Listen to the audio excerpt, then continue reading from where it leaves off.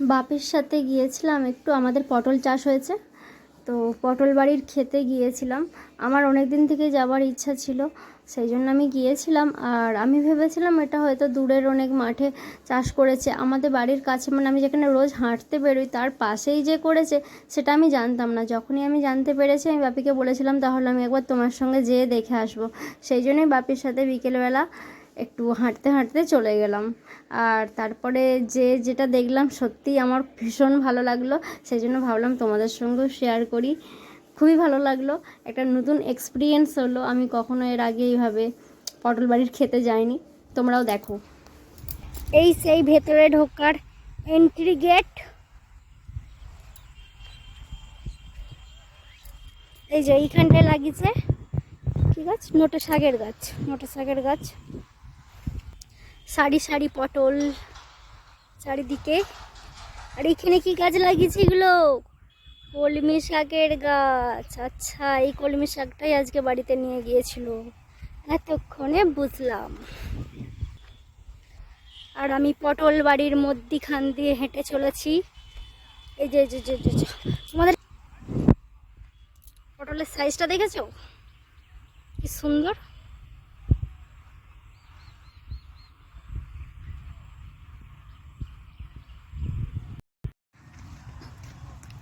আমার শ্বশুরমশাই বলছে মেয়েদিকে নাকি পটল বাড়িতে ঢুকতে নেই। এই কথাটা কতটা যুক্তিসঙ্গত তোমরা যদি জানো একটু আমাকে বলবে, ঠিক আছে?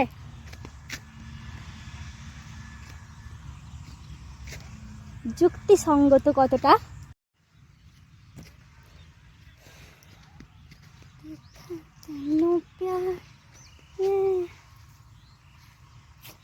কি সুন্দর ভিউটা, আমার তো বেশ ভালোই লাগছে।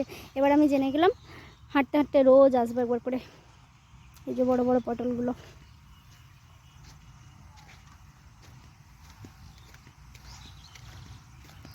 চলো আরো সামনের দিকে এগিয়ে যাই।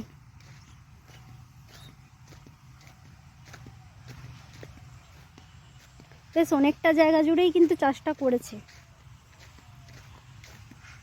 পাটকাঠি দিয়ে কি সুন্দর করেছে, ভালোই লাগছে দেখতে। কিন্তু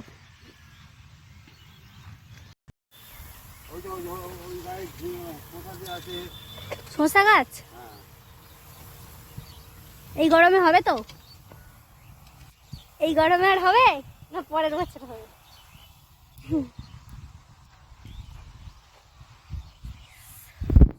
করলা গাছ।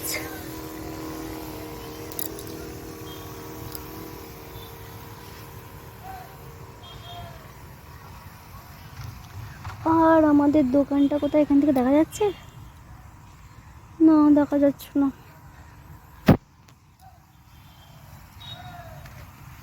চল 1 2 3 4 5 6 7 8টা লাইন, টোটাল 8টা লাইন ধরে পটল চাষ করা হয়েছে। কত বড় বড় পটল ঝুলছে।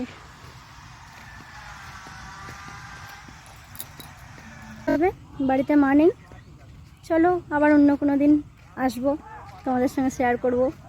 আর ভালো লাগলে কিন্তু অবশ্যই বলো, তাহলে এইরকম জমিতে এসেও মাঝে মাঝে ভিডিও করব। আমি তো জানতাম না এখানে চাষ করেছে, আমি ভেবেছিলাম অনেক দূরের জমিতে চাষ করেছে। আজকে জানতে পেরেই চলে এলাম যে একটু ভিডিও করব, তোমাদের সঙ্গে শেয়ার করব। আর আমার বেশ ভালো লাগে। চলো টাটা।